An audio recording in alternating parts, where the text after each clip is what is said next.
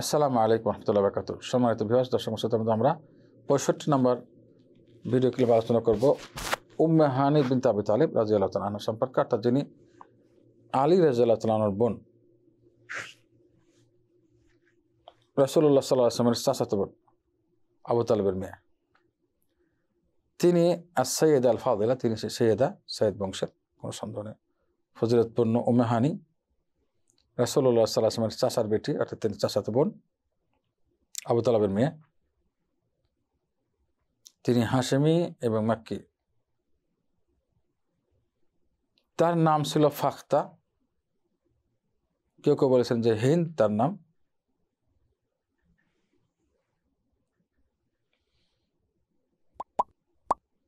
তার স্বামী ছিল হুবায়রা ইবনে আমর ইবনে আয়েজ বিন আমর আল মখজুমি।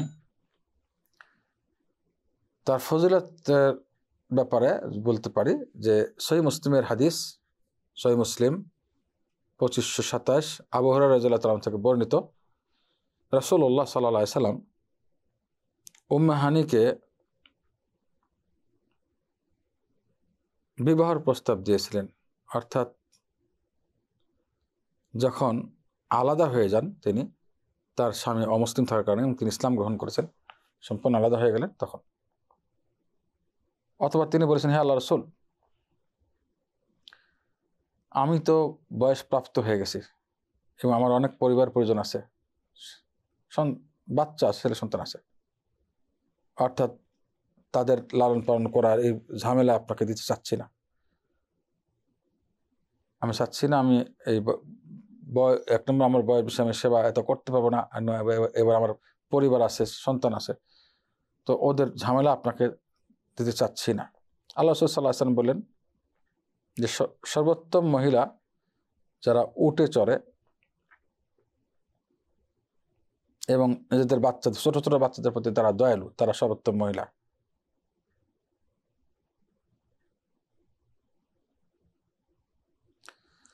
আল্লামা ইরাকি রাহিমাহুল্লাহ বলেছেন, রাসূলুল্লাহ সাল্লাল্লাহু আলাইহি ওয়াসাল্লামের বিবাহর প্রস্তাব তিনি প্রত্যাখ্যান করেছেন তার বেশি বয়সের কারণে এবং তার অনেক বড় পরিবার। তো তিনি মহানবী সাল্লাল্লাহু আলাইহি ওয়াসাল্লামের প্রতি দয়া করার কারণে, মহানবী যেন কোনো ঝামেলা না পড়েন, তার বেশি বয়স দ্বারা তিনি কোনো কষ্ট না পান এবং তার পরিবার পরিজনের, বড় পরিবার পরিজনের ঝামেলায় পড়ে যেন কষ্ট না পান, এই জন্য তিনি বিবাহতে রাজি হননি। অর্থাৎ তিনি তার ব্যক্তিগত স্বার্থের উপরে রাসূলুল্লাহ সাল্লাল্লাহু আলাইহি ওয়াসাল্লামের স্বার্থকে প্রাধান্য দিয়েছেন। আল্লাহু আকবার।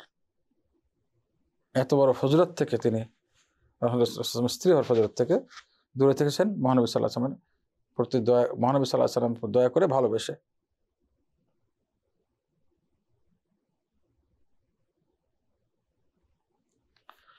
তার বিশেষ ফজিলত হলো ফাতে খায়বার, খায়বারের বিজয়, ফাতে মক্কার দিন তার ঘরে তিনি যান এবং 8 রাকাত সালাত আদায় করেছেন, সালাতুল দুহা যাকে বলা হয়। সহিহ মুসলিমের বর্ণনা, উম্মে হানি রাদিয়াল্লাহু তাআলা আনহা নিজে বর্ণনা করেন যে রাসূলুল্লাহ সাল্লাল্লাহু আলাইহি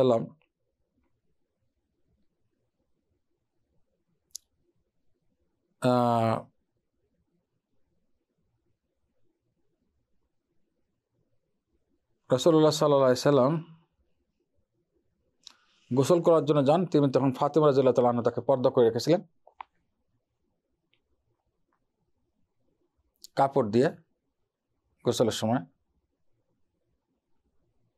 অতঃপর তিনি ওই কাপড়টি পরিধান করে, কাপড় পরিধান করে আসলেন, গোসল করে 8 রাকাত সালাত আদায় করলেন দুহা রক্তে, অর্থাৎ চাষতের রক্তে। এখান থেকে চাষতের সালাত 8 রাকাত সুন্নাহ সাব্যস্ত হয়েছে। আল্লাহু আকবার। তিনি রাবি।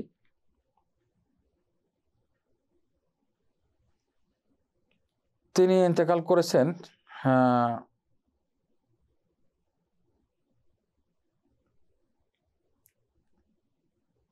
50 হিজরির পরে তিনি মারা গেছেন, 50 হিজরির পরে। এই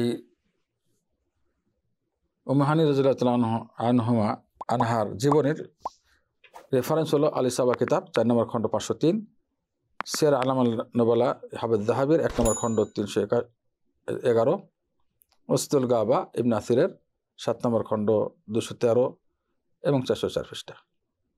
আসসালামু আলাইকুম ওয়া রাহমাতুল্লাহি ওয়া বারাকাতুহু।